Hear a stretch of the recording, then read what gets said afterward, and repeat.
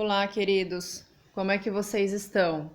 Eu confesso que já tô com saudade de vocês. Eu acho que vocês ainda não estão com saudade da escola, né? Mas a gente aqui do outro lado já tá ansioso aí pro retorno às aulas. Nós teremos mais uma videoaula, ainda falando sobre o corpo humano. Essa aula está baseada no capítulo 12, nas páginas 263 a 265, sobre a temática tecido conjuntivo de propriedades especiais. Eu sou a professora Karina e essa aula se destina ao segundo ano do ensino médio. Então vamos lá. Tecido conjuntivo adiposo. Adiposo, vocês lembram quando nós estudamos isso lá no primeiro ano do ensino médio? Adiposo vem de gordura, de lipídio. Tecido adiposo é tecido de gordura. Quais que são as células que formam o meu tecido de gordura, o meu tecido adiposo? São chamados de adipócitos, né? Então, as células adipócitas, elas formam o tecido adiposo, são células adiposas. Aonde que está localizado esse tecido adiposo? Ele está logo abaixo da derme, né? Ele forma a hipoderme e ele tem uma função muito importante, que é o quê? Reserva de energia, proteção contra choques mecânicos, por isso que o nosso popô, ele é gordura, né? Para a gente sentar, para proteger até mesmo o osso pélvico e também de isolamento térmico.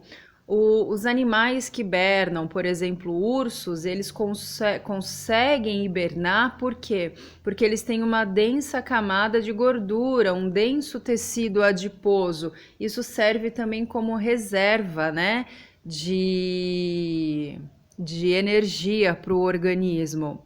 E aqui eu coloquei algumas fotos, tudo que é gostoso engorda, né? Impressionante. Então essas guloseimas aqui embaixo fazem com que a gente aumente o nosso teor de gordura, o nosso tecido adiposo. E aí só uma curiosidade, vocês sabem para onde vai a gordura quando a gente emagrece? Ela se transforma em dióxido de carbono, a gente elimina ela por meio da respiração e também elimina ela na urina e no suor. Uma parte é transformada em água e a gente elimina essa gordura pela respiração e pela excreção, que é pela urina. Depois nós vamos falar sobre outro tecido conjuntivo especial, que é o sangue. Essa parte do sangue eu vou pedir que vocês prestem muita atenção, porque a gente depois retoma ela mais para o meio do ano, aliás, mais para o fim do ano, sobre sistema ABO. Então, vamos falar a respeito do sangue. O que é o sangue? Eu falo que o sangue ele é dividido em duas partes, né? A parte líquida e a parte sólida. A parte líquida é o plasma, que a gente vai falar um pouco mais para frente, e a parte sólida são as células, né? Os glóbulos vermelhos, glóbulos brancos e as plaquetas. O sangue, ele é o quê? Ele é a porção circulante do nosso organismo, ele transporta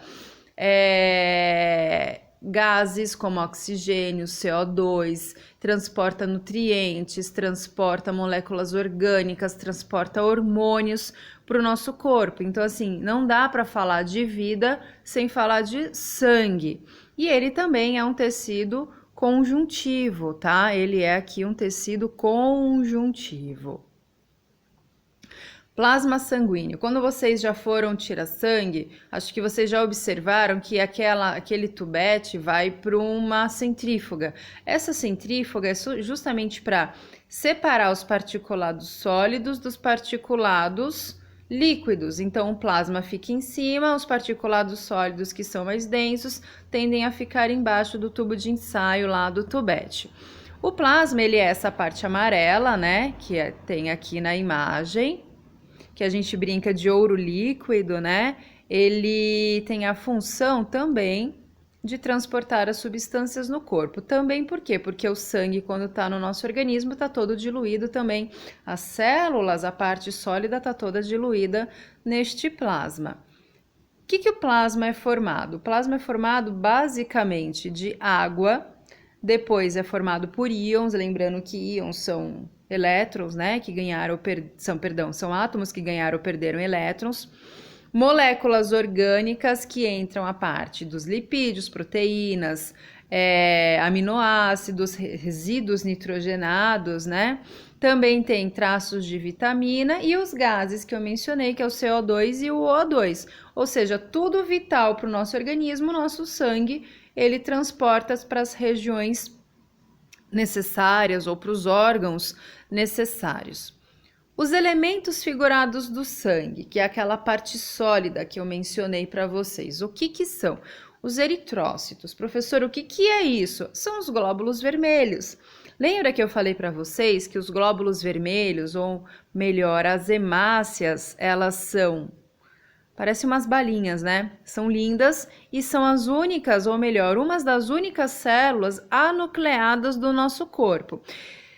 Por que elas precisam ser anucleadas? Porque elas transportam um pigmento chamado de hemoglobina. Ele tem ferro na sua constituição, é por isso que o sangue é vermelho escuro. Quanto mais vermelho o sangue, mais ferro você tem, significa que você não está anêmico. Quanto mais ralinho, quanto mais clarinho um sangue, a possibilidade de você ter anemia é muito maior simplesmente pela própria coloração sanguínea, tá? Depois nós temos os leucócitos, ou melhor, os glóbulos brancos. Nessa época de Covid-19, coronavírus, a gente está falando muito de sistema imunológico, de glóbulos brancos. São eles os responsáveis por fazer a defesa do nosso corpo e a gente vai ver que tem algumas distinções entre eles. E por fim, as plaquetas, que são também, né, fragmentos de células também anucleadas, e ela tem uma função muito importante, que é participar da coagulação do sangue. Quando você se machuca, o processo de cicatrização, de coagulação sanguínea, quem faz são essas danadinhas. E aí surge a pergunta, aonde que se produz o sangue? Vocês já ouviram falar na medula óssea. Tem algumas diferenças, a gente vai abordar essas diferenças, né? Então, quando a gente está falando de produção do sangue, a gente está falando de hematopoese. O que isso significa? Que é onde se produz as células sanguíneas. Então, a gente observa que tem 3 fases, né? E essas 3 fases as células são produzidas em locais diferentes. Então, na fase embrionária, quando a gente está falando lá do bebezinho, está se formando, a hematopoese, ela ocorre aonde? Ela ocorre no baço, no fígado e na medula óssea. Por sua vez, quando a criança está em desenvolvimento, já nasceu, está crescendo, essa hematopoese ela vai ocorrer dentro dos ossos do esqueleto. E aí essa criança já se tornou um adulto e agora, no meu caso, e vocês ainda estão passando por essa transformação, a hematopoese, a produção das células sanguíneas vai ocorrer, olha só, nos ossos pélvicos, no osso externo, que é esse osso que a gente tem aqui no peito, nas costelas, na clavícula, que é essa parte aqui da frente, né, do que liga-se ao externo, na escápula, que é as asinhas de frango que a gente tem atrás, que a gente brinca, e nos ossos cranianos. Além disso, é produzido também nas extremidades do fêmur e do húmero. Então, quando a gente fala na fase adulta de produção de célula sanguínea, de hematopoese, a gente está falando de todos estes órgãos que eu deixei em vermelho para vocês. Fica a dica para a pergunta de prova. Existem 2 tipos de medula, a medula óssea vermelha e a medula óssea amarela, né? A medula óssea vermelha, aqui a gente pegou até o exemplo da extremidade do fêmur. Ele é uma rede de tecido conjuntivo com células troncos. Essas células troncos a gente chama de hematopoiéticas. O que é? Elas que vão produzir as células sanguíneas, né? Além disso, ela apresenta essa coloração vermelha justamente por conta da hemoglobina presente nelas, né? Além disso, eu tenho a medula amarela. A medula amarela ela é inativa, no entanto, ela tem essa presença de coloração amarela por conta de muitos adipócitos que há ali. Se vocês já observaram na televisão, algum documentário, alguma coisa, uma pessoa fazendo lipoaspiração, vocês observaram que a extração da gordura do ser humano ela é amarelada, né? Ela é amarelada justamente por conta dos adipócitos que acabam carregando esse tipo de pigmentação. Os eritrócitos, que são os glóbulos vermelhos que eu mencionei para vocês, ele é o que tem maior concentração no nosso sangue. Então, eles têm esse formato aqui, parece um círculozinho achatado, uma balinha, né? Tipo, aquelas pastilhinhas Valda, tem algumas que parecem nesse formato.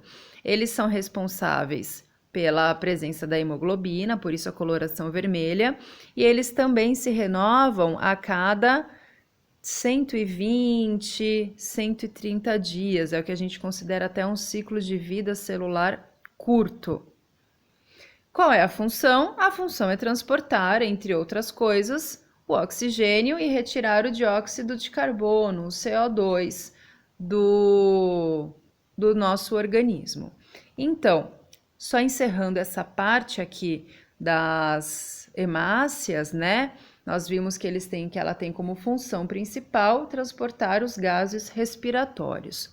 Agora a gente vai entrar na outra parte do sistema sanguíneo, dos tecidos sanguíneos, melhor dizendo, só que é na parte dos glóbulos brancos, que é a defesa do nosso organismo, que agora está tão em alta por causa do coronavírus, né? Os glóbulos brancos, eles são chamados de leucócitos. Quando vocês vão fazer um exame de sangue, tem lá os leucócitos, né? A quantidade de leucócito por quantidade de sangue. Esses leucócitos são os glóbulos brancos. Eles têm algumas características, então, diferentemente dos glóbulos vermelhos, os glóbulos brancos, eles apresentam núcleo, então são nucleadas, são chamados de glóbulos brancos porque eles são quase incolores, são esféricos e achatadinhos também, são maiores que os eritrócitos, ou seja, são maiores que as hemácias, também circulam em nosso sangue e olha só que fantástico, tem uma grande capacidade fagocitória, ou seja, o que é fagocitar? É quando a célula engloba, como a gente abraça algum antígeno dentro do nosso corpo, né? A função vocês conhecem, não é possível não conhecerem, principalmente em época de coronavírus. A função primordial dessas células fantásticas é defender o nosso organismo contra antígenos. O que são antígenos, professora?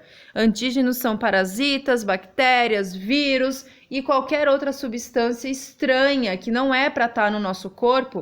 Envia um sinal químico, vamos produzir mais glóbulos brancos, manda glóbulo branco para aquela região para a gente defender o organismo deste ser humano que não pode morrer. Eu falei para vocês que os glóbulos brancos, eles são divididos em várias partes, e agora a gente vai ver cada parte dessa divisão, tá? Os neutrófilos, eles são chamados de células kamikaze. Qual é a função dos neutrófilos? Eles chegam primeiro no lugar e por isso kamikaze. Fez o link aí com os kamikazes lá do Oriente Médio? Se não fez, pesquisa sobre isso que vocês vão entender. Então, essas células kamikazes, eles chegam primeiro no local infectado, são atraídos por substâncias lançadas pelos invasores ou pela dor. Ai, professora, sentir dor é um horror? Nem sempre. Sentir dor é necessário. Lembrando que ninguém morre de amor. Continuando, eles por si só resolvem a maior parte das infecções de curta duração. Então, às vezes, você começou a ficar meio resfriadinho, meio gripadinho, alguma coisa, ou tá com a garganta inflamada, começando a infeccionar, mas você passou. você teve uma alimentação adequada, durou 1 ou 2 dias e melhorou. Ora, quem entrou em ação foram os neutrófilos. E aqui tem uma foto, essa foto é de verdade, tá, gente? Não é montagem, não, é linda. O neutrófilo, ele fagocitando, eliminando uma bactéria. Depois nós temos dos neutrófilos os eosinófilos. Qual é a função dos eosinófilos? Eles combatem agentes invasores de tamanho maior. Vermes, parasitas são combatidos pelos eosinófilos. Eles também entram como ação protetora em doenças alérgicas como a asma, só que diferente de outras células do sistema imunológico, os eosinófilos, eles não têm uma ação de fagocitória tão eficaz, tá? Como outras células que nós vamos falar mais pra frente. Tô acabando, calma, eu sei que vocês já estão, ai, que aula longa, mas é uma aula que vocês precisam ter muito entendimento para que vocês depois não fiquem falando besteira aí nas redes sociais, divulgando fake news, hein? E saibam distinguir também uma fake news.